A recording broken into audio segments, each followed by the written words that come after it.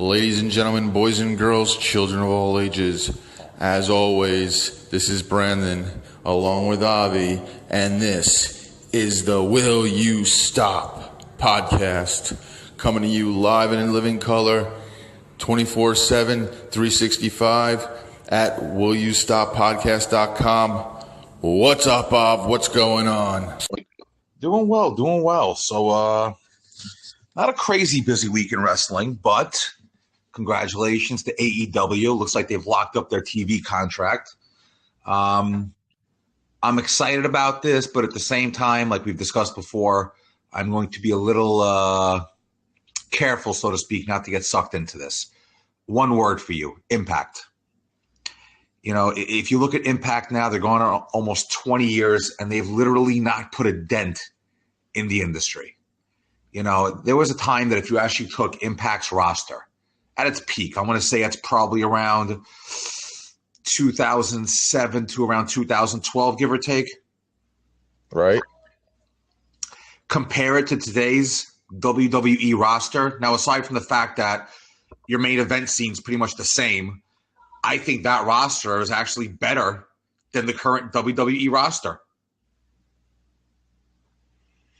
I think most of that roster, TNA's roster, is the WWE's current roster. I mean, you got AJ not in that, even in the conversation. Samoa Joe's up there. I mean, you basically got what was Impact, TNA, whatever you want to call it, back in 2007 to 2012 in WWE right now. Right. And I mean, listen, we all know your history as far as wrestling goes. You're very hard to accept any other wrestling company outside of the WWE. But that being said, Impact at its peak really had no excuse to not break through other than the fact that it was just lousy writing.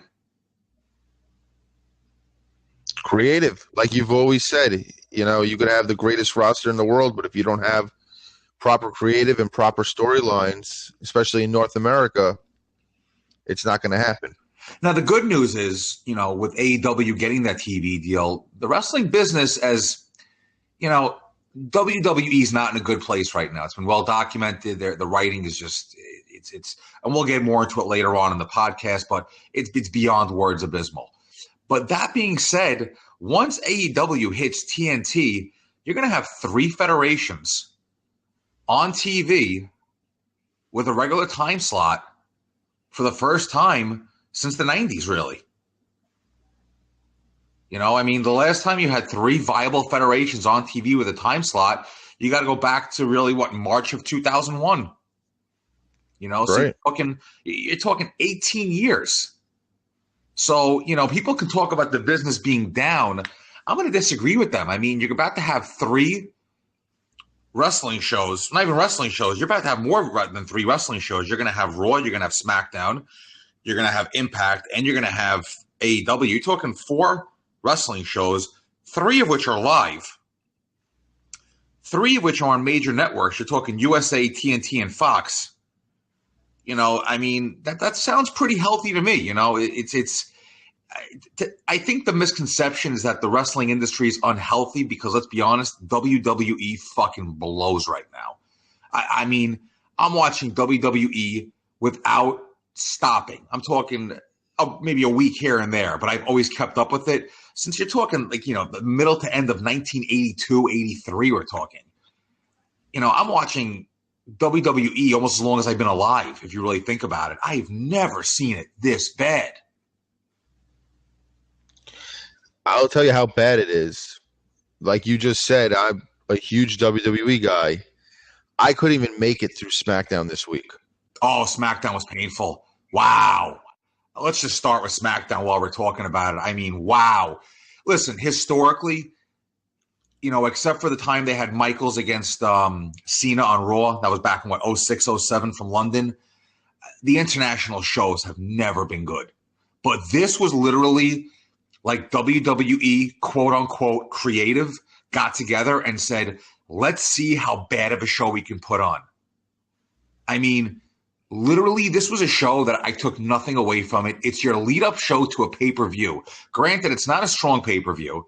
It's not a pay-per-view I think a lot of people are really going to care to watch. I'm going to watch it because I just watch pay-per-views. But overall, oh my God. I mean, I can't remember a show worse than this week's SmackDown. I really can't. Yeah, it was just atrocious. It was a train wreck. If I can't sit through SmackDown, you know you got a problem. I'm going to just put it that way. You know, and that being said, you know, you go back to Impact, they got this guy that me and you have both been a fan of for years. I'm a huge fan of his. You say you're a fan. I'm not sure how big of a fan you are. Brian Cage. You know, to me, he has everything. I'm shocked that WWE hasn't picked up on this guy, and I'd be very surprised if AEW doesn't, because he really is your prototypical superhero type wrestler out of North America. He's jacked to all hell. Not sure if he passed a drug test, but hey, it's worth giving it a shot. I mean, if you're going to cast Bane for the next Batman movie, this is the guy. I mean, he literally looks like something out of a comic book. And it's amazing to me that they don't have the brain or the wherewithal to look at this guy and say, okay, let's build around this guy. And now, don't get me wrong. Listen, Impact over the last, I want to say 2 years, is probably the best Impact has ever been creatively. The roster isn't great. It's probably the weakest the roster's ever been, which is kind of ironic that the weakest the roster has ever been is the best their creative has ever been. So you go figure that out. It scares me that the day that the match, I should say, that Brian Cage wins the title, he ends up with a major injury to his back. It's like this federation has no luck. They finally strapped the rocket to Cage, and he gets hurt just when he was about to go into a program with Mike Elgin. Yeah, I mean, listen, I haven't kept up with Impact in a little bit now. I don't know. Do you still watch the shows at all? I don't watch the shows because I don't get the station by me, but I watch the clips on YouTube. Yeah, I mean, listen, the wrestling, and here's the thing: the in-ring product of Impact has never been an issue. As far as I can remember, they've had a couple of 5-star matches there. I know a couple of their X Division matches have gotten 5-star matches. I know a couple of the AJ Styles, Samoa Joe matches got 5 stars. I know Kurt Angle had a couple of 5-star matches there. So the in-ring product has never, ever been an issue for Impact. It's just, I mean, going back to the days of Russo, and I've always, maintained I'm not a Russo hater, never have been, definitely not a Russo lover. But that being said, he probably brought out the worst in TNA, unfortunately, or Impact. And by the time they got rid of him, it was almost like, they dug the hole. Then they went from there right to Hogan and Bischoff, and the hole just got deeper and deeper. I can't blame them for going to Hogan, Bischoff. I get what they were trying to do. They were trying to bring in that notoriety, that name brand. It's just, listen, Hogan, Bischoff, they're poisons in the business at this point. AEW has got to stay away from them. But, I want to see what AEW does. Like we discussed last time, it's going to be all about their creative. How creative can they get? They have the roster. It's just, what are they going to do with it at this point? And my question now becomes, if AEW really takes off, what kind of, no pun intended, is that going to, impact is that going to have on Impact? Impact could take a beating once AEW really takes off. Granted, they're on TV right now. They're not in the best station in the world. It's going to be, I think starting October is going to be a very interesting time in wrestling, as far as it's almost like a new beginning, so to speak, in the history of wrestling. You're getting SmackDown on Fox. AEW is about to take off on TNT. So it's going to be interesting to see where things go. I'm worried, and this is obviously past conversations we've had about how they're going to present themselves and creativity. They're saying they're going to be more sports oriented. Now, to me, I feel they might be going down a New Japan route. And if they're going to be concerned more with in-ring than presenting a storyline in North America, that gets me a little bit worried. I hear what you're saying, but if you actually think back to the old WCW days, listen, those cruiserweights, how many storylines do the cruiserweights ever really have? So you got to look at it from that sense, where cold matches have worked if the product around it is hot. Right now in the WWE, you have no angles. And the angles that are going on are so weak and have so little heat and are not popping the crowd that you're at a point now where the rest of the product's going to suffer. If you look at WCW, NWO was so hot that the cold matches the cruiserweights had, nobody minded because it was something different. It was something fun. It was something interesting. But the product itself was so hot that it didn't make a difference. As I've said before, all you need is that hot angle. And in my mind, when it comes to AEW, if they can get that one hot angle, everything else will fall into place and they can have those more sports-like matches. That being said, it's still North America. You're still going to have to come up with a hot – you need at least one hot angle. You get that hot angle that can kind of permeate throughout the federation, the way the NWO permeated throughout WCW, the way Austin McMahon permeated throughout the WWE. You get those hot angles, everything else will follow suit. What do you think about their TV deal and this?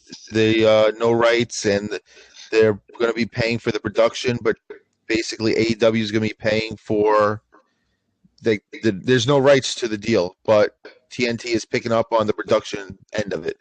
Yeah, it's about $40 million right there. As far as I'm reading, it's the best TV deal any startup federation's ever gotten. From what I understand, the TV deal they got, Vince didn't get until he went to TNN back in 2000 or 2001. So you're talking about a TV deal they just got without even having one show that took Vince, 30 years to get? Yep. Not a bad way to start, if you ask me. I know it's painful to you. You are the, WWE.com himself. Yeah, not as painful as you think it is. I'm very much all in with AEW. I want to see what's going to happen with them. I want to see where they're going to take the business. And no, I don't want to see where they're going to take the business so, quote unquote, Vince wakes up. I want to see if all this hype and hyperbole they've been talking about it, changing the universe, is going to actually come to reality. Because even if you take WWE out of the picture, AEW is good, ROH is good. It's going to hopefully drip down to Impact, and it's going to help the business in itself. When one thing gets hot, it's going to permeate to everything else. So I'm hoping it lights some sort of match under the business, because the business right now is just dragging. The business might be dragging, but it's obviously not that bad when you got 3 shows right now on TV, about to be a 4th. So you got to look at it in that sense. Now, are we headed towards a different era, so to speak, where it becomes more like New Japan, where less storyline, more sport? It's possible, but here's some food for thought. I get people saying that, the sport aspect is the next way to go because of MMA and stuff like that. But you know what? In UFC, you still got storylines every now and then, if you haven't noticed. When 2 guys have that stare down and they're pushing and shoving each other, that's sports entertainment. That's now become a storyline. Even boxing now gives you storylines where, HBO and Showtime give you, the road to so-and-so fighting. And they're giving you a storyline. They're giving you the background of both guys. They're giving you, how both guys came around to where they are. And they're going to throw jabs at each other, so to speak, throughout that. So sports entertainment has a place in even real, quote-unquote, sports like boxing and MMA. So you still need it in wrestling. So I want to see where it goes. The one thing I also really hope they don't push is too much Jericho. Let's be realistic. The guy's in his mid-40s right now? He's actually pushing 50. He's like 49. I hope they use him in a sense, maybe the way Impact should have used Sting, the way ECW used Terry Funk, your elder statesman that gets the lesser of the locker room kind of in order. I'd be fine with that. That's not a guy you put a belt on. Not at his stage in his career, not at this point. AEW World Champion, no question asked, needs to be Kenny Omega. Kenny Omega needs to be your next North American wrestling star. In a sense, he kind of reminds me of where ECW was trying to go with Rob Van Dam until he broke his leg and then the whole federation fell apart. But that's kind of where I see AEW going with Kenny Omega. You don't see there being any sort of issue in that locker room if they put Omega on top, seeing that he's also one of the quote-unquote executive producers and head bookers? Do you want to go through how many head bookers made themselves world champion? Oh, I know. I understand how many did. I'm just saying, but wasn't there always this unwritten rule that if you're booking, you shouldn't be world champion? Dusty Rhodes, Jerry Lawler, Vern Gagne, Ric Flair, Kevin Nash. I know. I'm not saying that it's there's no precedence for but it. you're saying it's an unwritten rule. It's an unwritten rule. It's been broken how many times? I'm just saying you think right out of the gate, right to Omega. You don't think lead up to Omega? Vern Gagne, Jerry Lawler, Ric Flair, Kevin Nash, Sullivan down in Florida, Graham down in Florida, Funks in Texas, Von Erichs in Texas, Savage in ICW. Should I go on? Yeah, you're giving me the examples, but you're not. That's not the question I'm asking. I'm just saying, do you think it's a mistake to do it right out of the gate, or do you think to let AEW get its legs under it before striking out with Omega? Did it hurt the other federations I just mentioned? They also weren't starting up right out of the gate when all this happened. I mean, Actually, WCW, NWA was around for a while. who started? Who started the AWA? That was in Minnesota with Vern. Okay. The Continental was Lawler with Jarrett. All these guys started up their own federations. All right. I mean, I know that. I think they're gonna. That's gonna, to me, be their first show in October. Will be crowning their first world champion. Who else? I know they have. Who else are you going to put it on besides Omega? Well, I know back in January, February, when they first announced all this, they were talking about having Hangman Page be their first champion. But I think that's the whole plan is out the window because it seems that match with Pac is now off for the pay-per-view. I can't see how that would make any sense business-wise. Kenny Omega's your biggest star. You put your title on your biggest star. Who's a bigger star in this company already than Kenny Omega? This is true. And I don't understand what you're saying. What would the issue be making him champion? He's the booker. He's champion. It's been done 1,000 times. Why would this be any different? You're right. I'm just trying to look at it from all angles. And guess what? You know what? With this current generation of wrestlers, you don't like it, doors that way. Go find a new job. Seriously. I mean, the lack of respect in this business now is astounding. I mean, you see Becky Lynch's latest nonsense? No, I didn't. She's trying to compare herself to Edge. The closest she came to Edge was her ridiculous entrance that she had at one time. I sent it to you earlier. You didn't see it? We wouldn't open. I saw the one little thing, but I couldn't open to read the whole caption and what it was about. I saw the one thing was a picture of Edge, and she said something about neck and – oh, here it is. Yeah, we're neck and neck all right. Yeah, so basically Edge kind of went off on her, and deservedly so. Honestly, it's absolutely freaking ridiculous that she would ever compare herself to a guy. I mean, listen, I was never the biggest Edge fan, but I'm sorry, Becky Lynch, you have no right to compare yourself to Edge. You know, this current crop is just ridiculous.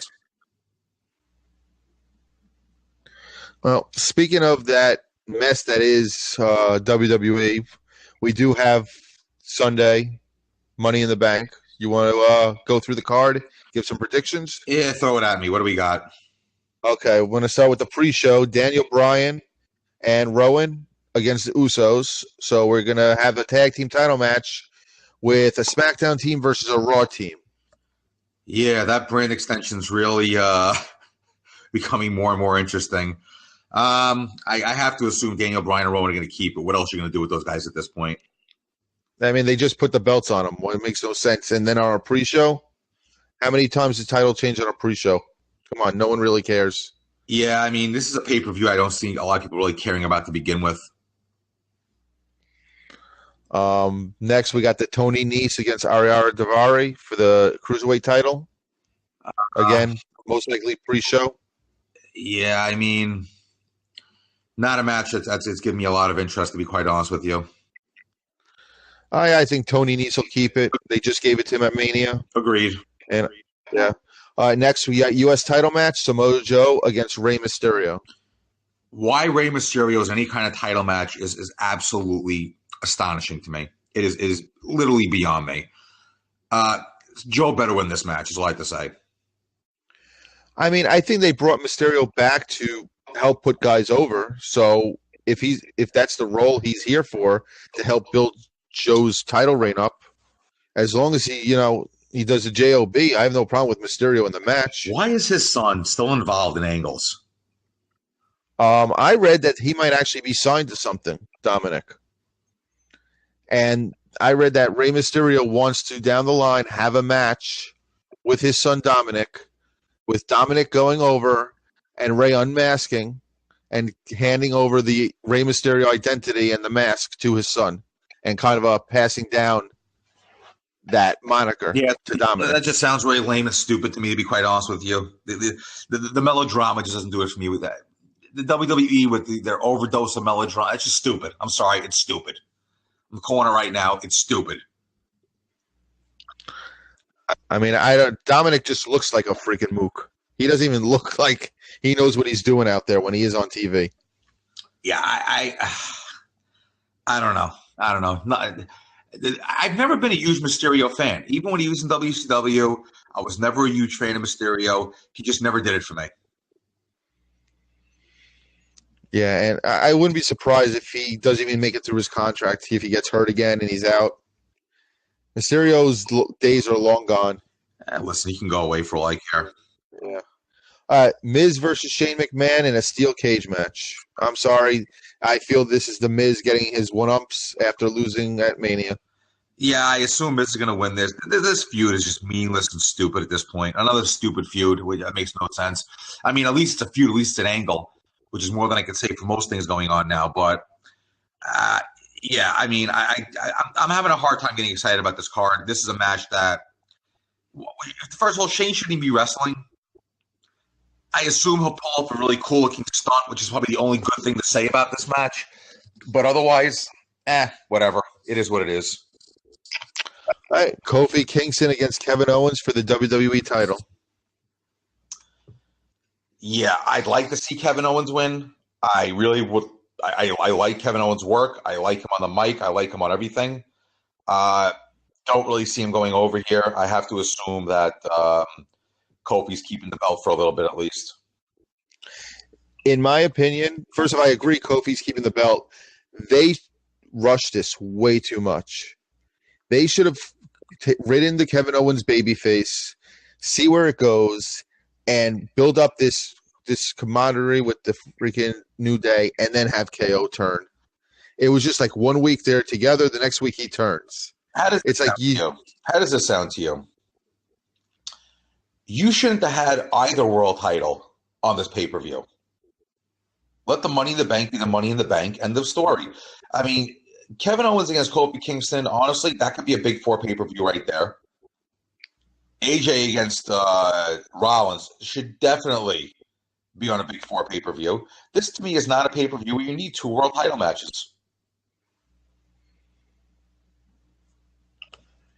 And then on top of it, everyone's just going to expect, especially if the title matches take place after the men's Money in the Bank, they're just going to be waiting for someone to cash in. At least if there's no world title match in the either one of the world titles, you're not going to get that cash in. But then I guess maybe people won't care if there's no chance of a cash in either. I mean, I guess that's all they got riding with this pay-per-view, because it's just, even on paper, it's just boring. Yeah, pretty much. Roman Reigns against Elias. I think it's a no-brainer who's winning this one, and it's not Elias. Yeah, I mean, I think we're in the era of the Super Roman. Every generation has it. Hogan was your Superman for a while, then it was Warrior. You didn't see much of that in the 90s, really. I think it became passe in the 90s. You picked it up again with Cena. And now Roman's taking the mantle of the new Superman. That's all. Yep. All right, so Becky Lynch is pulling double duty. She's defending the SmackDown title against Charlotte, and she's defending the Raw title against Lacey Evans. Let me say it now. I cannot stand Becky Lynch. Literally cannot stand her. I'm not a fan of her work, the man, the double title, this and that. Not a fan of the least bit. Just don't care for her or her work. Unfortunately, I think she's going to hold on to both belts. I just think that Vince is completely in love with her at this point. But otherwise, for me, she does absolutely nothing for me. Seth Rollins versus AJ. I'm going to say Seth Rollins retaining. He didn't beat Lesnar at Mania to lose the next month. I don't think you're going to get a clean finish on this one. I think this is one of those 2 or 3 pay-per-view type deals here. I think more than likely you're going to get a double count out, double disqualification, something along those lines. I feel like something is going to happen with Baron Corbin, to be honest with you. And then what? Skip it for a month and pick it up leading into SummerSlam? Yeah, that's how it looks. I mean, listen, there's no continuity in WWE at this point, so we have no idea where it's going to lead to be quite honest with you. Your guess is as good as mine, but that sounds about right, yeah. All right, let's go with the last 2 matches, which are obviously the Money in the Bank ladder matches, and I guess these are the ones that'll be the hardest to try to figure out. As far as the women go, we got Natalya, Dana Brooke, Naomi, Bayley, Mandy Rose, Ember Moon, Carmella, and replacing Alexa Bliss is Nikki Cross. Apparently, Alexa's injured again. They're saying concussion issues. So Nikki Cross is taking her place.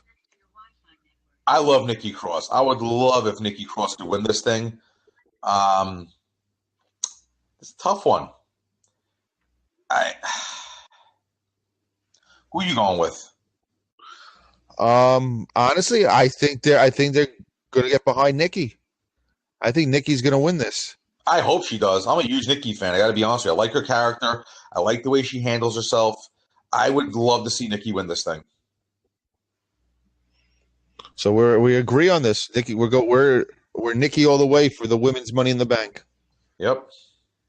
And we're going to have the men's Sami Zayn versus Ricochet versus Drew McIntyre versus Corbin, Ali, Finn Balor, Andrade, and Randy Orton. I'd like to see Drew win this. I think he's at a point where he's ready. But my gut is telling me that Randy Orton's going to win this thing. Really? That's an interesting call. And I'm going to tell you why. I think going into the Fox deal, your main event of your first SmackDown is going to be for the title, Roman Reigns, Randy Orton. So you think Randy's going to win it prior to the Fox? Okay. I was thinking either Drew, if they go with the Raw side, or Andrade on the SmackDown side. I wasn't even considering Orton in that equation winning at all. Yeah, I don't know.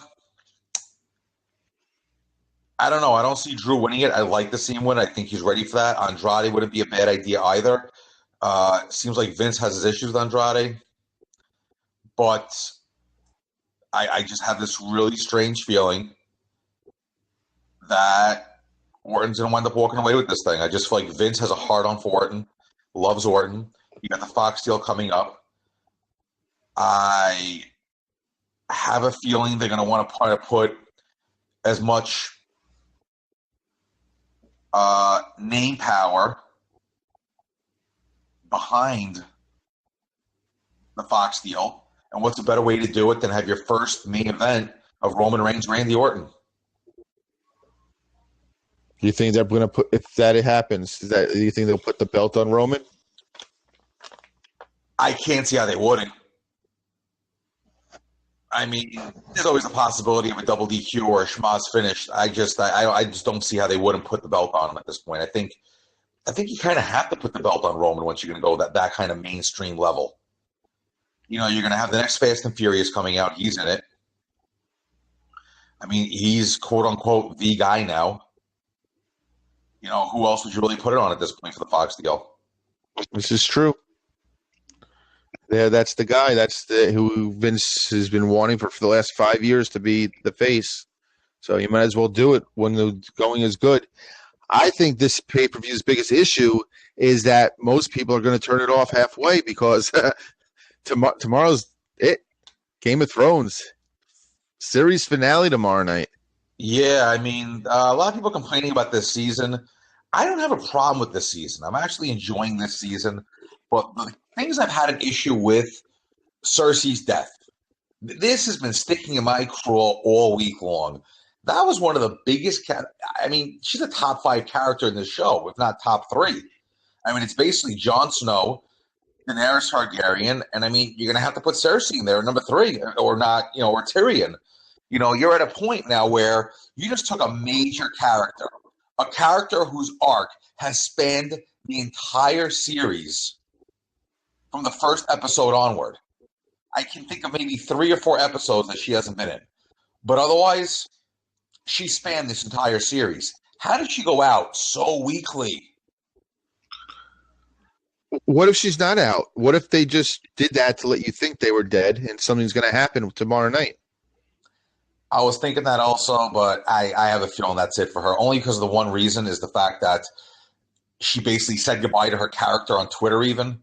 And historically, anybody who's died in that show has said goodbye to their character on Twitter. So I have to leave it at that. The one thing is Jamie may survive because his character has not been bid farewell on Twitter yet. So it's something to think about. If that is it for her, for Cersei, I'm sorry, that's just bad. That's just weak. 10 years of this character development. I mean, she's literally the one who phrased the name of the show when talking to Ned Stark, when you battle for the Game of Thrones. And for her to go out like this without that face-to-face with Dany, that's what everyone wanted to see. They wanted to see that face-to-face. To me, there are certain characters you have to see them die. That was a character, if she's going to die, you had to see her die. To have the building crumble around her like that, if she's really dead, to me, that's just a travesty. An absolute travesty. What was your opinion about Dany losing her shit and basically burning King's Landing to the ground? I get why they did it. It makes her less of a loved character now. So if they do kill her off, which I expect to happen,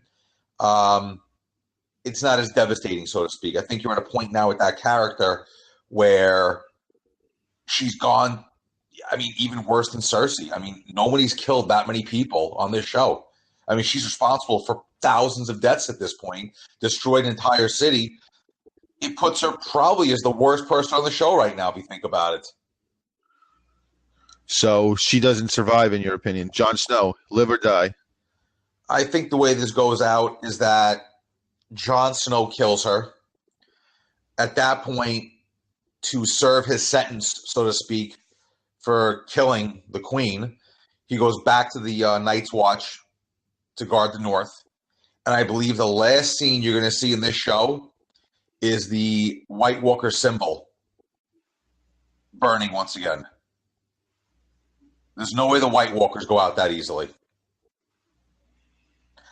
So you think it's the classic movie monster type thing where you think they're dead, but at the last minute you just see that arm come out of the grave or something like that? No, I think it's going to be a classic HBO Sopranos-like ending where you don't get that finality and they leave it hanging. They do it because, obviously there might be that movie in the future, but also it's hard to end great shows and satisfy everyone. Look at how Sopranos ends. And you think about black screen. Right. Black screen. And if you think about it, was there really anything else you could have done that was really going to make everyone happy? Everyone's going to have an issue no matter what you do. And I think Game of Thrones goes out the same way. I find these people so stupid who are signing this petition. They want to redo season 8 with new writers. It's like, come on, let's be realistic here. You could have 1 billion people sign some online petition about redoing a season. HBO is not going to redo the season because you sign an online petition. Obviously. Like, that reminds me of back in like 96 when you go on AOL asking for a petition. I never did that. You are so full of it. And to quote our show, will you stop? Okay, back in 96, you're on AOL going in the chat rooms trying to get a petition going to have Rupert Murdoch help in the war against Ted Turner. That's how I never did that. That's a lie. You're a bold-faced liar. Well, in any case, I honestly... How about this? If what you say is true, My petition worked. It was just 23 years later. Yeah. They're going to Fox. It's because of your petitioning. I mean, I look at it now. Honestly, to me, it's not a bad season. I had a feeling people are going to be pissed. Listen, I think people are more pissed off about the fact the show is ending. I mean, for all intents and purposes, if this is not the best show in TV history, it's easily a top 3. And if not a top 3, definitely a top 5. I mean, the only shows that you can really compare it to with this kind of character development, the fact that people legitimately enjoy the characters, you know, they're Sopranos. Never watched it, but I heard not Mad Men. What's the one with the guy who sells meth? Breaking Bad. Breaking Bad, I heard, was on this level. So, you know, there's very few shows that are on the level where people literally name their kids after certain characters. To me, what bothers me the most is that, you know, when you got to the last season of Sopranos kind of did run its course. There really wasn't much else you could do with it. You know, shows like The Shield, Rescue Me, Nip and Tuck, great shows. When you got to that final season, you know, you were kind of, you got it. It was like, okay, we've gotten to this point. It's time to move on. Especially Rescue Me, that had like, what, a 22-episode final season? It was like you couldn't even remember what happened in season 1. I mean, in the first episode of that season. But this was one of those shows where you could have gotten 5 or 6 more seasons out of this show. Yeah, you definitely could have. This show's definitely still had legs. This show had a lot of legs. First of all, there are so many stories that I don't know how they're going to cover in 80 minutes all the leftover holes we still have left of this, you know, to talk about. There's a lot of stuff that happened in earlier episodes that never got wrapped up. 80 minutes you're talking an hour and 20 minutes to wrap up basically an entire show. Good luck with that. You know, but listen, it's a show that's going to be missed. From what I understand, one of the prequels has already started filming. Let's see what happens with that. I mean, it's supposed to take place like 8,000 years before these events. So you're talking an entire new cast, an entire new show, an entire new everything. The last week or so, actually, I've been listening to on YouTube.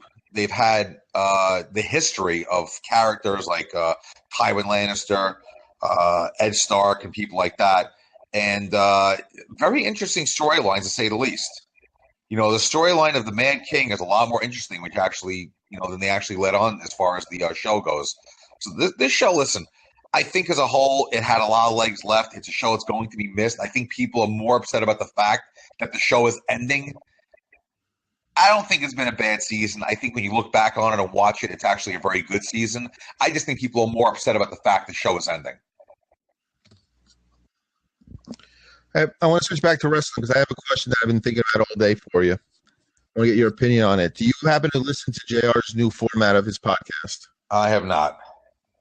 Well, his podcast last week was talking about the curtain call at MSG with Sean, Razor, Diesel, and Triple H. And it brings me to a what-if question. What if Triple H never got punished?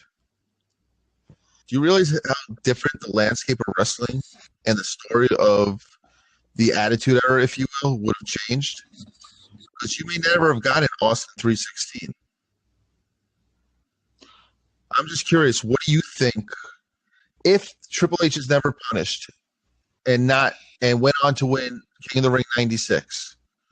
Do you think Austin would eventually have risen to the top anyway? And how do you think it would have changed everything? That question's impossible to answer. It's like asking if HBK doesn't hurt his back, what happens during Attitude? If Pillman doesn't die, what happens during Attitude? I mean, absolutely impossible to answer. I mean, I have to assume Austin would have heated up anyway because he was that hot. But something like that, I think, is just impossible to answer. I was just curious if you had what kind of scenario how would you have booked it? How about this? How would you have booked it in 96 if Triple H won that King of the Ring to get Austin to where he needed to be in that next 2 years to be the top guy? Well, I don't think the King of the Ring was only important to Austin because of Austin 316. So, I mean, you could have released that at any point in the history of wrestling. You know, Austin's still going to go on to Survivor Series and feud with Hart. He's still going to have his feud with the Hart Foundation and, have his issues with Michaels along the way. So I don't see much really changing, to be honest with you. I mean, that King of the Ring will even do much for him except just give him the Austin 316, really, if you think about it. Yeah, but didn't that in itself just blow him up? I mean, the T-shirts, it might be the top-selling T-shirt of all time, the Austin 316 shirt. Dude, he could have done it the next night on Raw. It didn't have to be a King of the Ring. I guess that's true. It's funny to think about how different things it could be. It's funny also because he mentioned that Vince gave them the okay to do it. Yeah, like I said, I don't think it would have been that big of a deal had Triple H won the King of the Ring. Austin could have came out the next night on Raw, beaten Jake the Snake, and given the same exact shoot, and would have had the same exact fallout. I was just curious. Yeah, I don't think it's that much of a difference. I think if you're looking for difference makers, Michael's not taking 4 years off. I want to see what happens there because, he'll still drop the strap to Austin, but I assume he's going to want it back at some point. And then you got to look at the feud you could have had during Attitude with Michaels if his back doesn't get hurt. Him and The Rock.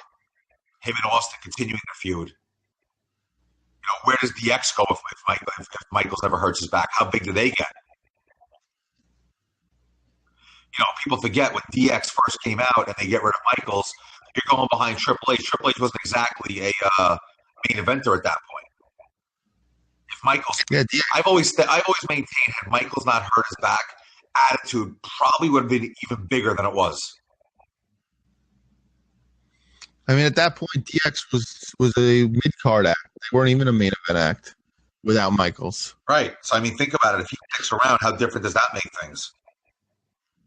And I'll go even further. Brian Pillman survives and comes back to form. What's he like during Attitude? Well, I think he would be as similar to his character when he showed up in ECW as you can get without the F-bombs and without pulling his dick out in the middle of the ring to piss in the ring. I think there's so many what-if scenarios you can look at that, it's just impossible to see where it goes. What if Austin never hurts his neck?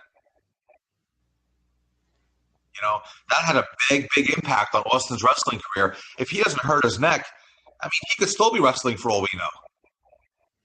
Why? There's plenty of 50-year-olds still wrestling. So, yeah, that's true. It's something to think about. If Michaels doesn't hurt his back, if Austin doesn't hurt his neck, if Owen Hart doesn't die, where does he wind up career-wise? There's so many variables.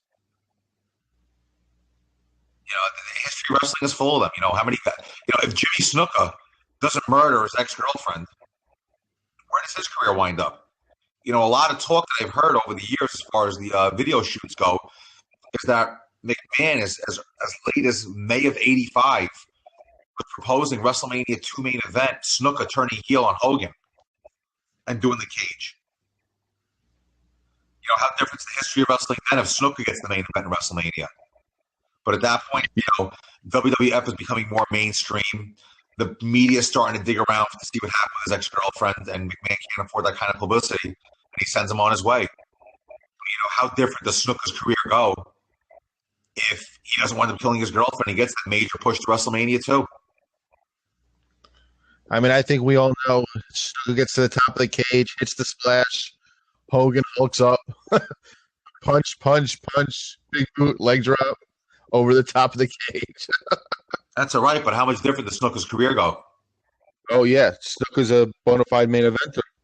People forget how big Snuka was before the whole thing happened with his ex-girlfriend or girlfriend. There's people that will argue the fact that by 82, 83, he was probably the most popular wrestler in North America. So you got to look at it from that point of view of that this was a guy that was skyrocketing to the top. As a matter of fact, he was so popular that Vince and Vince Sr. had a big discussion in '82 about having him pick up the belt from Backlund. Wasn't he just as big of a heel before that babyface turn? Like, wasn't he one of the hottest heels in, very early 80s? Oh, absolutely. He was a hot wrestler altogether. He had a look, he had a physique, he had it all. Unfortunately, he lost his mind one day and killed his girlfriend. If he doesn't kill his girlfriend, you're talking about a very, very different career. there's many variables in the history of wrestling. The biggest one, of course, in '86. If Magnum TA doesn't get into that car accident, he's main eventing Starrcade '86. Flair's dropping the belt to him. What happens to the NWA at that point? That's their biggest star. He's the most over guy. He's basically considered, quote unquote, the Hulk Hogan of the South. I was a big Magnum TA fan back then. Where do you go with him? Basically, where does wrestling go if that happens? Instead, he gets injured. They have the hot shot Nikita Koloff, who was as green as can be, into the main event of Starrcade '86. Because the only alternative was to go with Dusty again. You can't go same guy main eventing, 3 years in a row, Dusty Rhodes. Just there was no point in that. You got to look at those kind of variables. What if? You can do 8 hours worth of what ifs in wrestling. What if Hulk Hogan stays in the AWA? Who's Vince going with then? That's a good question. Who would he have gone with if Hogan didn't jump? It's the $1 million question. I've always thought about it because I'm looking at the WWE roster back then. If Hogan doesn't jump in December of '83, there was nowhere near a big enough face at that point. Your biggest face back at that point was Backlund, who wasn't anywhere near over like he used to be. I guess Slaughter is the only thing I can think of, but he wasn't even a face at that point yet. As popular as Slaughter was, I would assume they eventually would have just put the belt on Slaughter if they wanted to go down that route. Slaughter's going to be pretty big. You got the whole G.I. Joe thing and everything else. He's not a Hulk Hogan, obviously. I guess they would have had to go with Slaughter. Or the other thing that I've heard, believe it or not, over the years, is that McMahon's backup plan was to get the belt on Valentine and make Valentine his version of Ric Flair. They just have him fending off, baby faces the whole time so they could find somebody. Another rumor I've heard is that Vince was actually very high on Kerry Von Erich. Believe it or not, McMahon had so much respect for Fritz Von Erich wanting to stand. That when he was going after Kerry, Fritz asked him to back off. McMahon backed off. And believe it or not, back then, they would actually show clips of the Von Erichs. When David Von Erich died, he got a 10-bell salute. And remember, back in '84, '85, McMahon did not even admit the existence of other federations. I don't think he admitted the existence of another federation until Ric Flair, and that was, 91? Mm-hmm. So, he was still giving 10-bell salutes to the Von Erich boys whenever they died. He actually wrote about the Von Erichs in his magazines. He had a lot of respect for them. So I understand, Kerry was another one they were looking at. But, it's like, listen, if he doesn't land Hulk Hogan, who's to say how the federation goes? Hogan made everyone else hot. If there's no Hulk Hogan, I don't know how hot Randy Savage gets. Would you bring Savage in straight up as a face and maybe build him to be in that spot? Hogan built Savage. Without Hogan, where's Savage going? A lot of different wrestling multiverses would be very interesting to visit. I've always thought about it. I've always said it. If there's one card I could rewrite in the history of wrestling, it'd be the first SummerSlam. I've always said this. If you actually look about a month before SummerSlam, not even a month, I think it was in August, they had this event in Wisconsin, and this was actually a better card than SummerSlam was. I've always said in SummerSlam it should have been a double main event. DiBiase versus Savage for the world title. They could have had a 25, 30-minute classic. You go Hogan versus Andre in the cage. Everybody's happy. Savage keeps the belt. Hogan poses. As we know, Hulk must pose. And SummerSlam is fine. That's right, pal. I think if we look at the history of wrestling, there's listen, hindsight's 2020. There's a lot of cards we can probably rewrite. Like this pay-per-view coming up tomorrow. My 11-year-old twins could rewrite tomorrow's pay-per-view and it'd still be more entertaining. I'm just looking at the card itself. There's one feud in the card. A legitimate feud. Let's miss it and chain. The rest of it's just this hot-shotted crap thrown together. I can honestly say the only thing I look forward to right now on Raw and SmackDown are the Bray Wyatt vignettes. What do you think of his evil turn last week? Too soon. too soon. Why are they rushing this? This is like the first good thing they've done in God knows how long, and you're rushing it. I'm happy to see Rambling Rabbit survived. You are a mark for Rambling Rabbit. I could tell. I mean, I'm glad to see he survived. Luckily for us, he's all patched up now and he's looking all right. Mercy's an evil little fucker. But it is a kid's show, so no one could really die in a kid's show.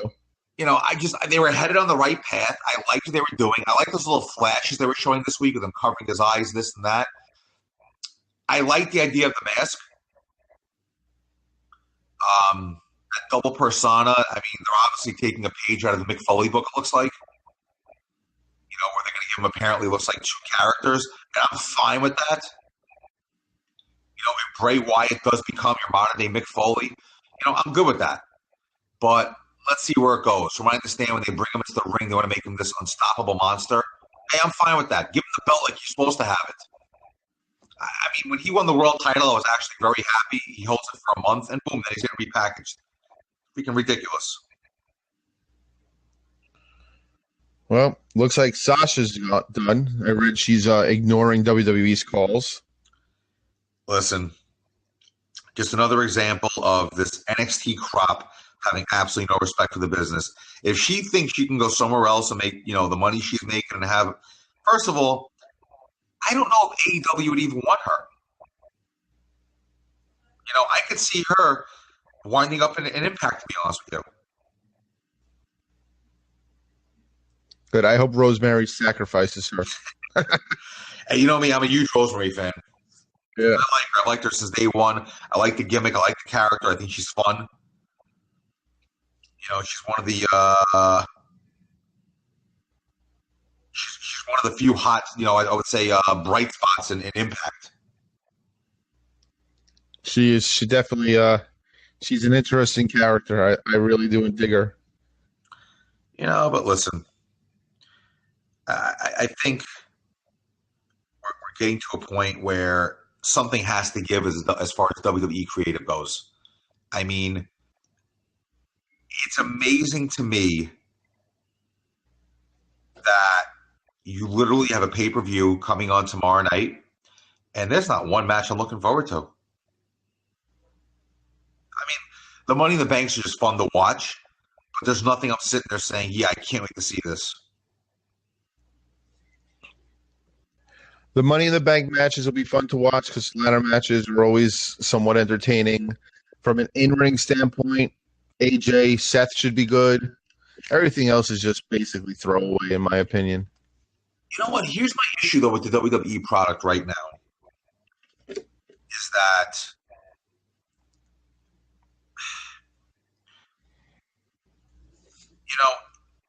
I get it. Creative is not in a good place right now, and things aren't well, so to speak. Why can't the in-ring product be better, though? And this is a sticking point you've had for a while. I'm just not seeing good matches. I just feel like guys are not working well together. You have a wellness, a performance center in Florida. You have no excuse. These guys should be rehearsing these matches, which I heard they do. And the matches really are just not coming out very sharp.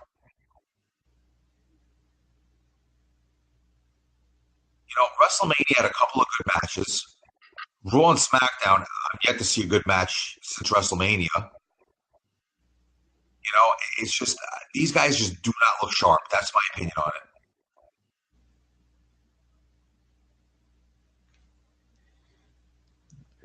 I don't. I'm trying to figure out how to word this correctly. I guess I'm just dumbfounded that they can get this bad. And yeah, okay, I get 39 writers, creative, Vince, whatever. But that should not stop guys who have talent like AJ Styles, Samoa Joe, Seth Rollins. Yeah, he's not, quote unquote, no pun intended, burning it down, but he can put together a decent match. Why these guys can't get a good match going? It just makes no sense to me. I look at Finn Balor, right? That's a guy that should be able to carry anybody to a good match. I just feel like I feel like these guys are in the ring and they're going through the motions. Is how it feels a lot of times. I feel like they're throwing in an occasional high spot to get the fans going, but honestly, it's almost like, okay, let's do it, finish the match, and get it done with. I feel like there's no hunger there to give us a great match. I'm hoping that's where AEW doesn't go wrong. I'm expecting them not to, and that's the thing about Impact. Like I said, Impact's in-ring product has always been solid if you think about it.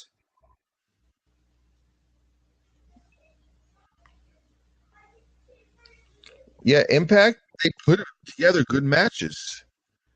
Their storylines are a little concocted. No, listen, the storylines are ridiculous and stupid for the most part. It was getting to a point where you watched it because it was so dumb you kind of had to watch it. But the matches itself were always always good. And that's the thing about WWE that kind of pisses me off a little bit is that, if you go era by era, your golden era, you had great matches for the most part. From there, even New Generation, you were getting good matches, especially from Hart and Michaels. And even Undertaker was giving you good matches back then. You get into Attitude, you lost some of the luster in your matches, but even in Attitude, Austin, Rock, Triple H, you were getting good matches out of them. Ruthless Aggression, you had great matches there. And even at the beginning of the PG era, you were getting good matches, especially with Cena and CM Punk and guys like that. And Daniel Bryan later on, guys like that. You're getting shit now. I'm sorry, you're just getting your shit matches. They're not telling a story. They're overselling or they're underselling. I feel like they're just basically trying to give us a couple of high spots to keep us happy. And none of these high spots really make any sense if you think about it. How about this? Lack of psychology. Oh, you think? My goodness, there's no storytelling at this point. Like, when was the last time you were watching a match and you were like, holy shit, how is this going to end? I can't even think last time WWE had anything that had me at the edge of my seat, not knowing how a match was going to go, or to that point that it sucked me in and made me emotionally invested in the match. I'll tell you right now, with Cena against AJ Styles, say what you want about Cena. I know, you and the IWC used to have absolute meltdowns over this guy back in the day. But I mean, the guy puts together good matches. I mean, I never understood why you and the IWC would just rip into this guy every freaking time you want a match on Raw. Like, I never got it. Because what was so different about him versus any other top star in the history of the business? People didn't have the internet to bitch on back then. What was so different between him and Hogan, him and Hart, him and Michaels, him and Austin, him and Rock? What was so different about him versus any other big guy during their time? I think the fact because he was on top for 15 years. I think because he actually was on top for the longest of any person in the modern era. Well, you know what? He wasn't really on top for 15 years. He gets to the top in what? 05? Mm-hmm. He won his first world title, what, 06? WrestleMania 21. So that would be 20 was in 05. Okay. Oh, yep. So he wins the title in 05. By 2009, you guys are not even by 2007 and 8, you guys are going crazy about him. It's like 2 years into his rise to the top, and you and the IWC are having meltdowns over this guy winning matches on Raw. And to me, it was astonishing. I never understood it. I mean, the guy was on top from 05 till roughly what, 2014, 15, we'll say. Yeah. 10 years. Hogan was on top for what, a generation? Flair had his run from what, 1981 till, I want to say, what, 2001? You're talking a 20-year run on top.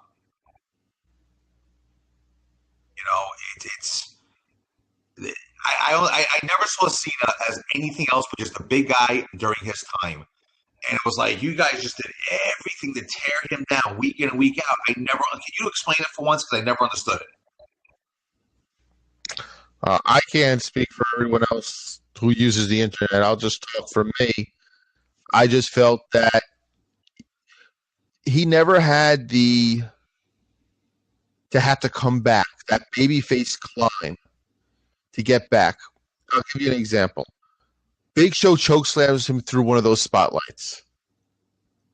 Next night on Raw, he comes out smiling, being goofy, not even selling it. You need to see that baby face, come back from adversity. You're telling me Hogan, Michaels, Hart, Austin, Rock didn't do the same things?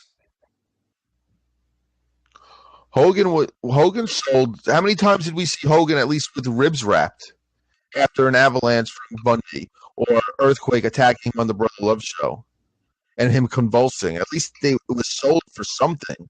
And this was back when, we weren't live every week on Raw with Hogan. But, you'd still have, even with Austin, if you want to go with Raw era, Austin would at least come with his head taped after getting busted open the night before. Well, he had no He had no choice. He had stitches in his head. You know what I'm saying, though. I mean, I understand he got stitches, but it's still selling. It's still the art of the sell. The Rock. I mean, you get choked. The Rock got hit by a truck. Do you remember? Yeah, when he was in the ambulance and Hogan rammed him with the 14-wheeler. Yeah. I mean, the top guy has always been the top guy, always treated like the top guy. What made Cena so much different than any other top guy? Simple as that. I just think it was. I think it was just. I think I'm trying to. I want the right words. I'm sure. I want to carefully word my answer. I think it might have just been that audience and the internet audience just wanted something different. Not that Cena ever did anything wrong. He put on good matches. When he wasn't being super goofy, he could cut a great promo. And this is, the post, rapper gimmick when he moved a little past that after his album dropped and all that. Him and Edge had great matches. He even pulled a couple good matches out of Orton. I think it was just, to have the one guy because they could. Back in Attitude, you had 6 guys that could have been world champions at any time, right? Well, you just didn't have that during Ruthless Aggression and into PG. But here's my other question for you then. Okay, if you guys had such an issue with Cena, who else was there? Everyone was being fed to Cena. You couldn't build anyone up if you're just going to feed them straight to Cena. Who didn't get built up? They put Cena over the world title. Okay. But who didn't get built up exactly? Who suffered because of Cena? I would have to pull up a list to see everyone who's ever lost to him over 9 years. Okay. That could have been built up. Who could have gotten the rub? I mean, at what point Cena didn't even need that belt? He was the top guy. Okay, so who suffered because of Cena? Who didn't get built up because of Cena? Give me somebody. I mean, I know you're going to give me crap for this one. I think that Punk suffered, even though he had the title, because he was knocked down to defending the title on a mid card. So a guy holds a belt for a year is being put down? You think that he was considered, even looked at as a top guy during Cena when his title matches were being knocked down to the middle of the card? That's not Cena's fault. Cena's the top guy. That's not his fault. Just because you're the world champion doesn't automatically make you the top guy in the company. We've seen that before. You don't feel that no matter who's holding that belt, that the world title should be the main focus and be the top of the pay-per-view? No. Would you like some examples where it wasn't, but the top guy wasn't the world champion? Let's start with Savage when he was world champion. Let's go with Diesel when he was the world champion. Was he the top guy in the company?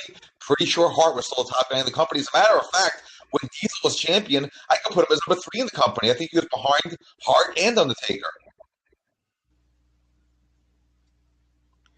He was still main eventing the pay-per-views, whether he wasn't considered the Not always. top guy. He wasn't the top guy. Just because you're the world champion doesn't make you the top guy. When Austin didn't hold the belt, that stopped from being the top guy. When Rock didn't have the belt, that stopped from being the top guy. No, but he was still involved in the title matches, even if he didn't have the championship. Not always. Plus, during the time of Austin and Rock, you had 6 different guys who were in that upper echelon. You didn't have just one guy. I'll say it again. Just because somebody's the world champion does not mean they're the number one guy. The number one guy is the number one guy. Simple as that. Who's your number one guy right now in WWE? It's Roman Reigns. He a world champion? Not right now, no. There you go then. And would it shock you if his match tomorrow night is on last? Honestly, it would. I honestly see the men's Money in the Bank going on last. I mean, it isn't even the pay-per-view. Yeah, if Roman Reigns goes on last, it's not going to shock me. You know, and it's like you guys kept bitching and whining how CM Punk held that belt for 400 fucking days. How much more did the guy need exactly? You're the world champion. You have it for over 400 days. Okay, you're not the top guy. Go become the top guy. They even gave him Paul Heyman. They put him in a feud with The Rock.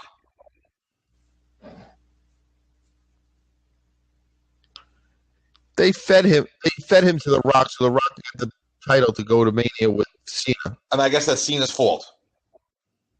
That this guy was champion for over a year and could not still get to that point. I have never seen anybody hold the world title for a year and not get to the point where they were at least considered, if not your top guy, your 1A. Granted, Hogan was your top guy. Savage was still 1A at that point. Whether Austin had the belt or The Rock had the belt, whoever had the belt was still 1 and 1A. All right, what about AJ? AJ had that 1 year title run recently. I can't even remember if he ever main evented a pay-per-view. Having the WWE title. He's not the top guy in the company. The top guy is the top guy. Just because you're the world champion does not mean you're the top guy. And this is not the first time it's happened in wrestling history. When Backlund was world champion, guess what? Bruno was still the top guy until he retired.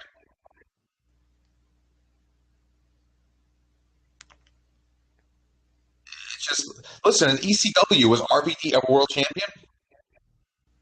No. He was still a top guy, wasn't he? He was. You know, Sabu and Taz were your two biggest stars there. They didn't always have the belts, if you noticed. But they didn't main event the first pay-per-view either. They were up a little past the middle. That was your first pay-per-view, so what? Just because you have the world title does not give you entitlement to the main events either. That's for the top draw in the company. If you're not the top draw, why am I putting you on as the main event? So by what you're saying that Roman and Drew should have main evented Mania because Roman being the top guy. I'm not saying that. I'm not saying that at all. I'm just saying you can't blame somebody for putting on who's perceived as the top guy in the main event. If they were to put on Roman in the main event, you can't blame them for that. Why wouldn't you put your top guy as the main event? If you're world champion, it's your world champion. But you have somebody who's bigger than the world title. Why wouldn't that be your main event? There are some wrestlers that are bigger than the world title. John Cena is bigger than the world title. Putting the belt on him is a formality. And right now, in this current state, Roman Reigns kind of fits that bill. Granted, he's not one of the greats of all time, not even close. Next week, we're doing our top 25 of all time WWE wrestlers. I'm telling you right now, Roman Reigns is in my list. That's good. We're going through 25 guys in WWE. What are the parameters for it? In my opinion, if I'm looking at a top guy, I'm going to see if they're a face, how over were they? If they're a heel, how much heat were they getting? The importance of their feuds, the importance of their matches, their importance to the federation, whether or not they transcended into mainstream media. Titles, I guess, are somewhat important. I'm not going to give somebody who's never held any titles, number one on the list, obviously. But, I mean, you're looking at a lot of variables. But I'll tell you right now, I can't put anybody from this era. And hint, you're going to hear it next week. There is nobody from this era that I'm going to put in my top 25. And I'll tell you why right now. The work rate is subpar. The feuds aren't important enough.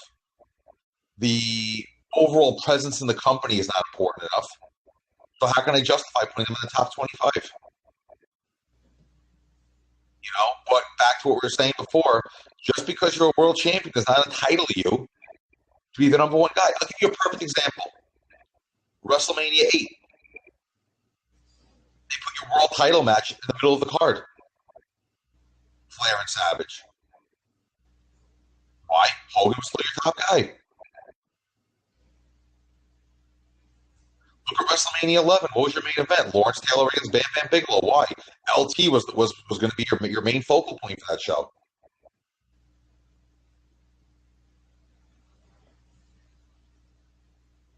When people discuss WrestleMania 13, they don't discuss Undertaker and Sid, do they? They do not. They definitely don't.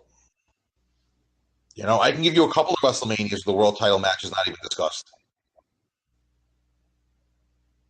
I'll say it before and I'll say it again, and that was always the issue I had with all the Cena haters. You guys are hating on Cena because he's the number one guy. Who else was going to be the number one guy exactly? To me, Cena easily, and I'm a hint, is going to be in my top 10 next week. Very much in my top 10. How can I not put him in the top 10? He transcends mainstream media. You put his song on, everyone knows it's his song. You hear the gong, everyone knows. Even if you've never watched a wrestling match in your life, you know it's The Undertaker. When you hear that, everyone knows who it is.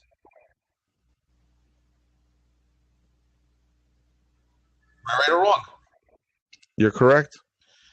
So John Cena, to a degree, how does this sound? I want to say by 2011 or 12, he didn't even need the world title anymore. But by the same token, who the hell else were you going to give it to? I mean, all Cena really had to work with was Edge. CM Punk had his moment, but when push came to shove, he wasn't a player. He wasn't a lasting player. They gave that guy the belt for, 430 some odd days? I'm sorry. I give you the belt for 430 some odd days, and you're still going to bitch about it? I don't tell you. I look at John Cena as one of those underappreciated, probably the most underappreciated worker in possibly the history of the business. The guy never had a bad match. And let's be honest, he went against some fucking guys that should never. He went against Umaga and made Umaga look good. He made JBL look like a freaking champ. He made Big Show look good. He Taker in matches. To the day I stop watching wrestling, I'll never understand the John Cena hatred. Maybe it was the in thing back then. Listen, back in the 80s, you had the Hulk Hogan hatred. In the 90s, I'm sure there were guys that didn't like Austin. Or The Rock. Listen, The Rock ran into that. Probably, I want to say around 03 when he went against Goldberg. 02 or 03. I think it was 02, right? Yes. When he went against Goldberg, he played the heel really well. But at that point, people were getting tired of the act. But, I can't see why anybody have an issue with Cena. It just there's no rhyme or reason to it. The guy has good matches, good promos, good physique, carries himself well in the ring. He's lost matches when he's had to. Okay, he was SuperCena. You give me one main event guy in that position that didn't play the superhero role at one point or another.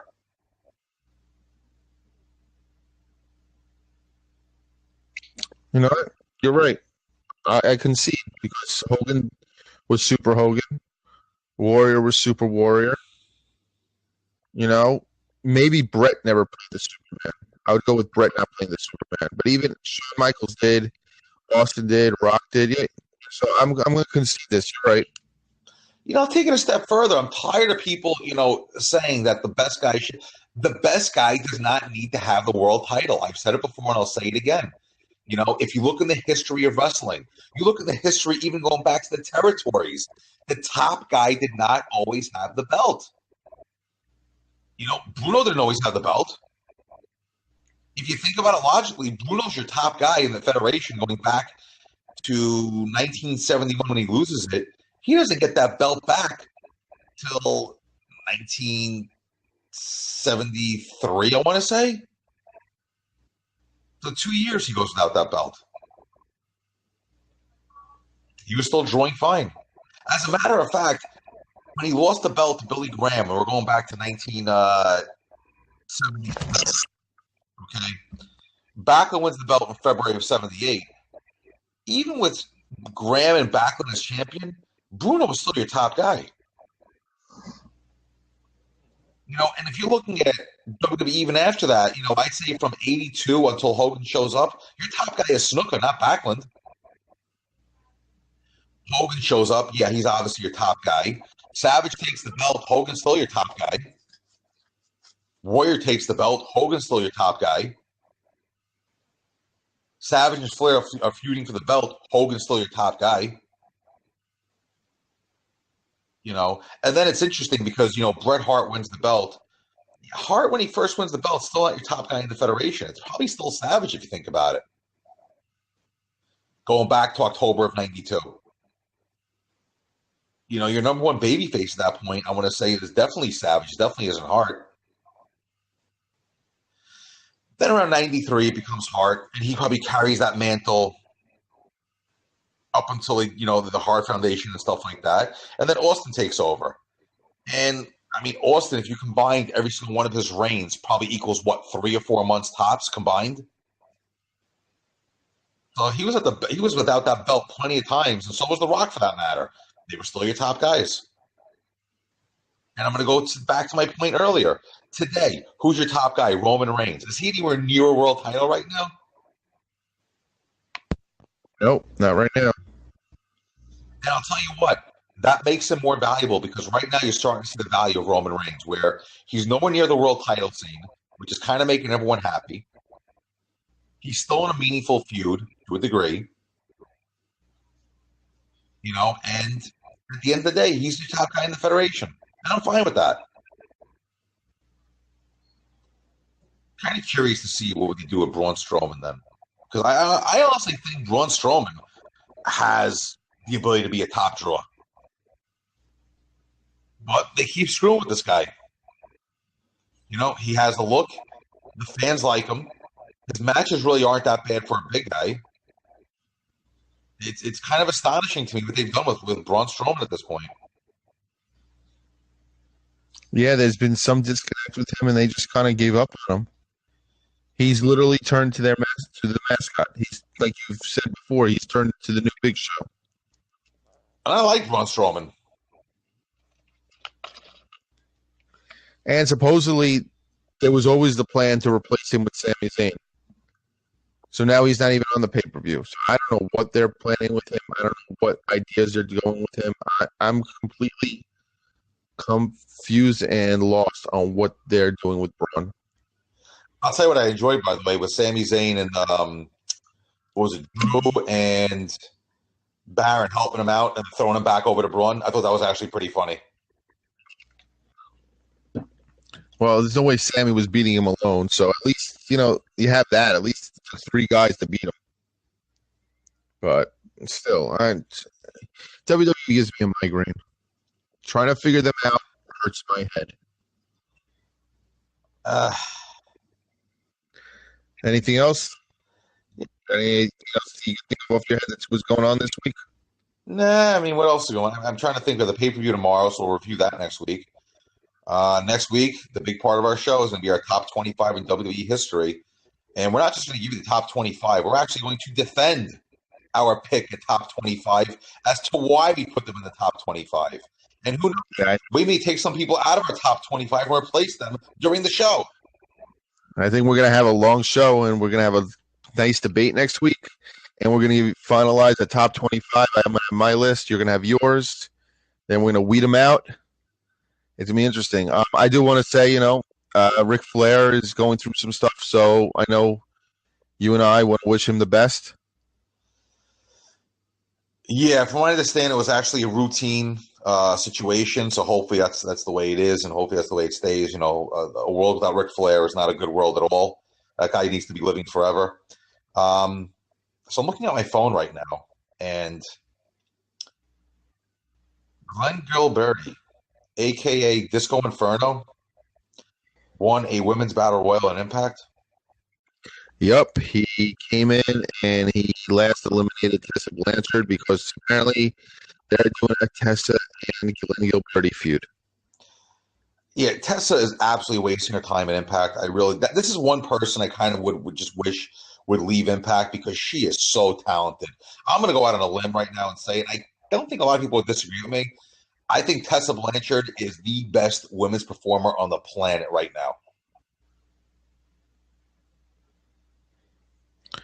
Yeah, she's completely wasted there, messing around with Disco Inferno. It's just they don't know what to do with her now. If I was her, I'd ask out of her contract. And honestly, I'd go to AEW. I wouldn't even go to WWE. I honestly can't think of one female performer even on her level.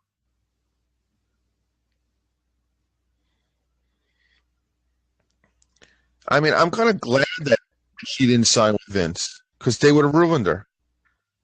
Who's better than her?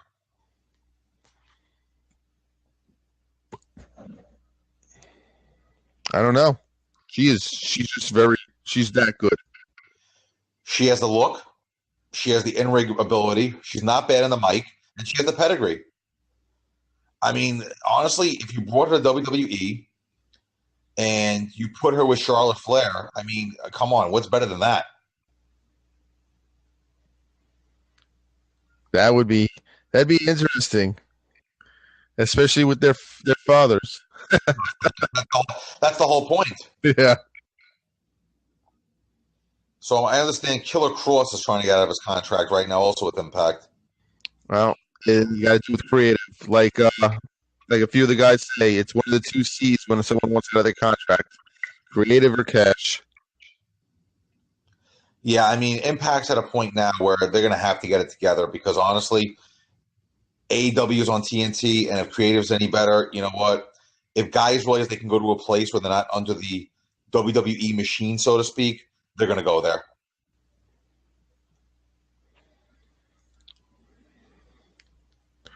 Actually, I'm trying to pull up the Double or Nothing card because I want to quickly go over it with you. Because we're actually going to by the time we have our discussion next week, Double or Nothing is going to be over with.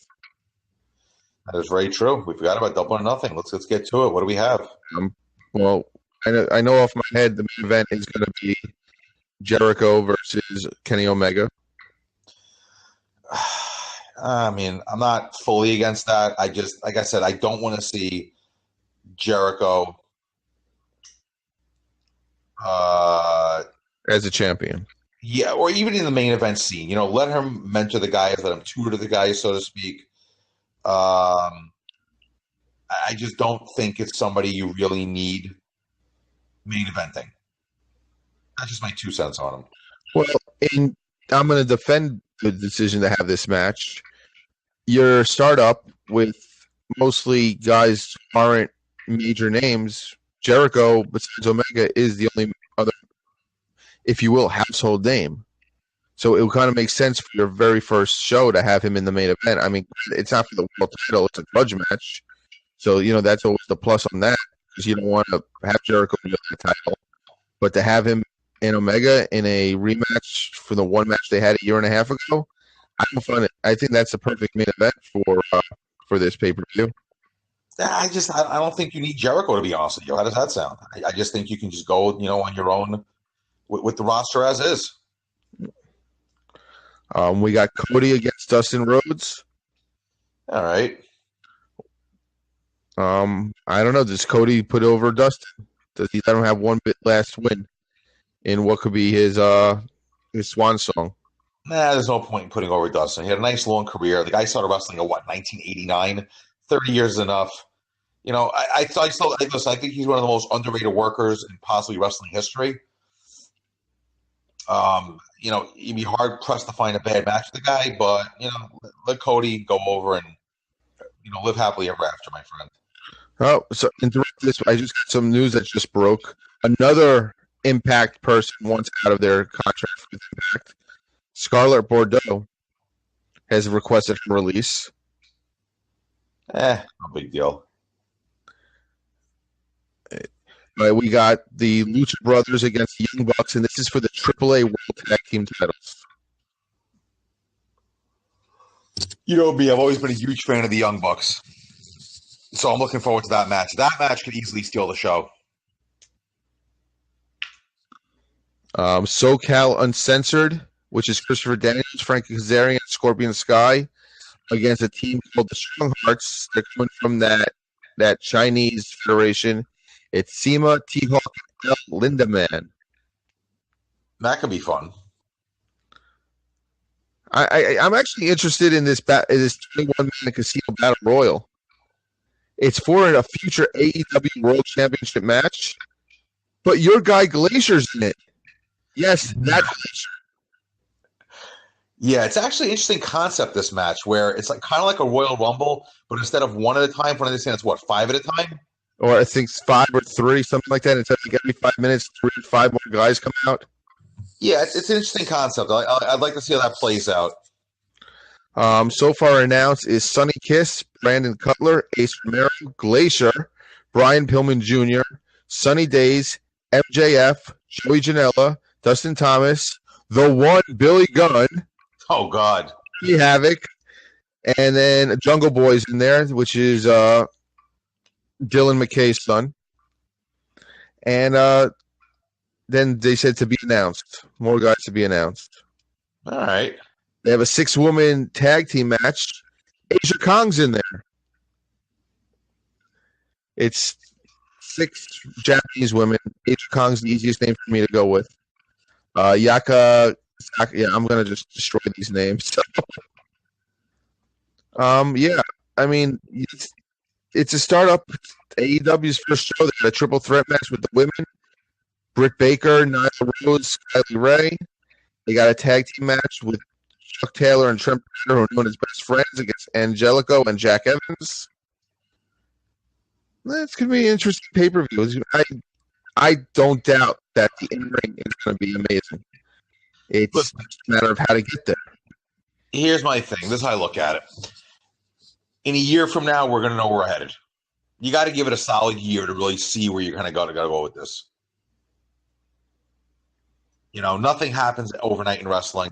I think in a year from now, if we're not happy with what we're seeing, that's going to be an issue. The roster has to find its way. They're going to pick up guys. They're going to lose guys. It's a matter of seeing where it goes. Listen, I'll be honest with you. There's going to be a lot of factors. The production is going to be a factor. What kind of production are they giving us? Are they going to give us the bright lights of WWE? They're going to make it a little darker, kind of like WCW used to be. That's going to be a big thing right there. I'll be honest. How much gas does JR still have in the tank? He was not great for New Japan. I've never thought Jim Ross was a great announcer, but I'll be honest. When he did it for New Japan, granted it was taped, so maybe that takes away a little bit of the energy, so to speak. But honestly, I was not impressed with Jim Ross's work in New Japan. Let's see how he's going to be with that. Let's see how his color guys are. Announcers make a big difference in wrestling. Gorilla Monsoon, who I consider the greatest announcer in wrestling history, could take a squash match and make it sound exciting. What is your opinion on the price they're charging for the pay-per-view? I think it's stupid. I think if you're a startup company, I think your first pay-per-view, quote-unquote, should have been a special 3-hour live event on TNT. Why am I going to pay for something I haven't seen yet? And $50 on boot. That's expensive in this day and age. Yeah, I think it's a big mistake. I think your best bet with that would have been live, 3 hours, TNT, go from there. Give us a reason to buy your product. But like I said, there's a lot at stake here. We have to see how the production's going to be. We have to see how the color's going to be. We have to see the presentation. If I turn that TV on and I feel like I'm watching WWE 2.0 with the production, that's going to be a little bit of a turnoff. When it came to WCW versus WWE versus ECW, all three had different production. Where WWE was all about, red and black and blue and black and bright lights and colors and things like that. WCW was a little bit grainier, a little darker, a little more gray, and ECW was very grainy. And if you watch Impact, it's the production is different. That's what I like about it. It's a little darker, a little grainier. I want to see where AEW may be even brighter than WWE. Who knows? But don't be WWE 2.0 with the production. Just because WWE does it doesn't mean it's great production. Now, granted, listen, WWE has always been number one as far as production goes. But, be different. Be unlike what we've seen right now with WWE. Be a little less colorful. Be a little more colorful. Just be different is all I ask. But I think a big thing that, for some reason, people aren't looking at, JR. How much do we know he has left in the tank? We don't. He claims he's got a lot to go, but I can claim a lot of things too. I'm going to sell myself if I'm looking at big money as well. Hopefully, he can come through and he's not all talk. Listen, I'll be honest. He wasn't great with New Japan, if you remember. Even when the live specials, he was stumbling. But maybe it was just the names. I don't know. And it's something to be said. If you look at it. It's always amazed me that Tony Schiavone has not gotten a job since WCW went under. I never had an issue with Tony Schiavone. How about you? No, Tony was good. I mean, he oversell the greatest Nitro in the history of Nitros, but everyone oversells their products, so you can't blame him for that. That's just him doing his job. But as far as his actual work and telling a story and doing what an actor is supposed to do, he was the top guy. That's why he got the accolades he got in WCW, and that's why he was where he was in WCW. I'm shocked he never got it. I mean, maybe he got offers to turn him down for all you know. Yeah, maybe he didn't want to travel anymore. I mean, he did it for, 30 years between WCW and his short WWF run? Maybe he just didn't want to do the travel anymore. I mean, maybe he's just happy doing local baseball like he's doing now. I mean, he's got a wife. He's got 5 kids. I mean, he gets residuals from WWE for all the pay-per-views on the network, obviously. He gets that check every couple of weeks. So, maybe he just didn't want to travel. He was going to hang out with his kids and live life happily ever after. And then he has his podcast, too. I'm sure he's making some change on the podcast. Right, but like I said, he gets tons of residuals from the WWE network also, so I'm pretty sure he's happy with that.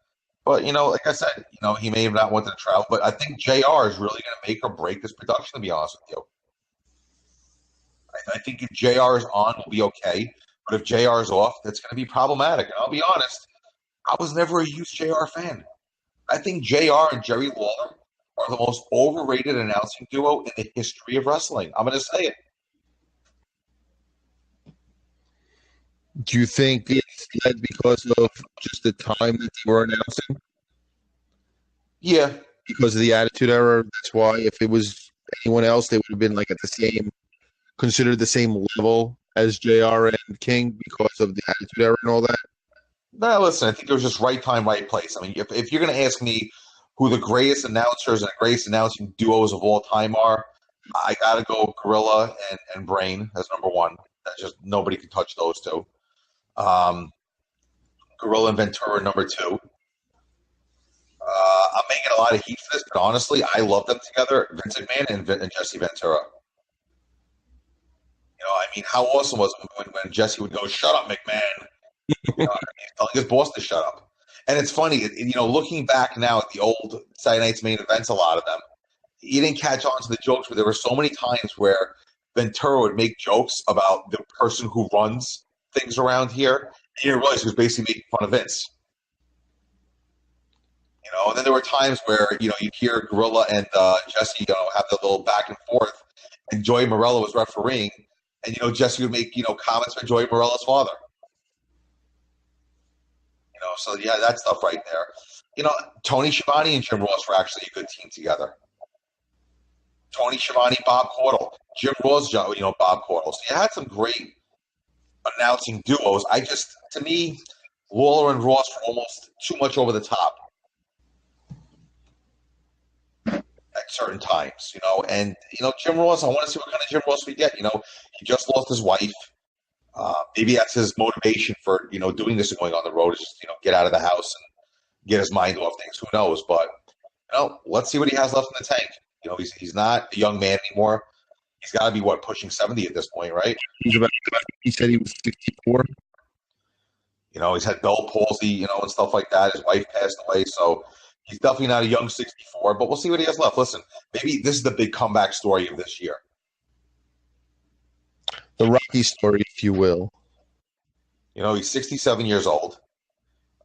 Just lost his wife. He was married to her since 1993. We'll see what happens. I hope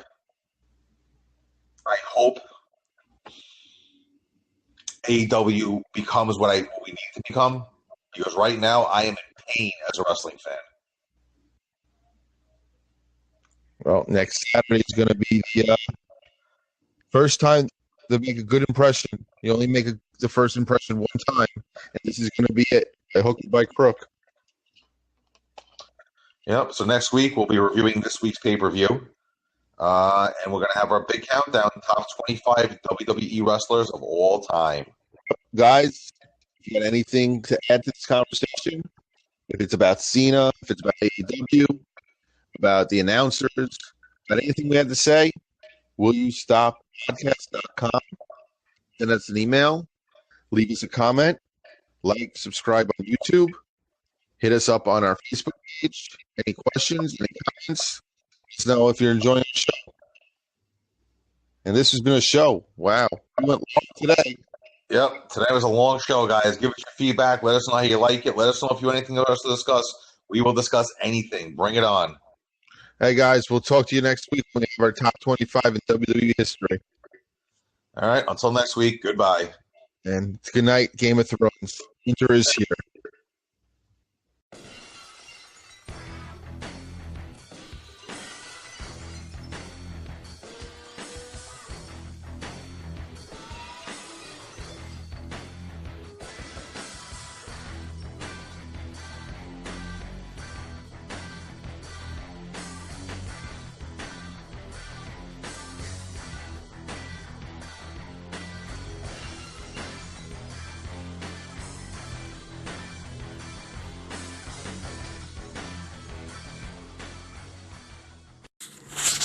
Ladies and gentlemen, boys and girls, children of all ages, as always, this is Brandon, along with Avi, and this is the Will You Stop podcast, coming to you live and in living color, 24/7, 365, at willyoustoppodcast.com.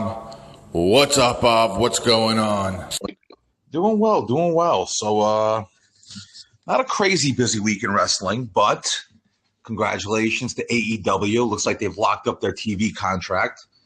I'm excited about this, but at the same time, like we've discussed before, I'm going to be a little careful, so to speak, not to get sucked into this. One word for you: Impact. If you look at Impact now, they're going on almost 20 years, and they've literally not put a dent in the industry. There was a time that if you actually took Impact's roster at its peak, I want to say it's probably around 2007 to around 2012, give or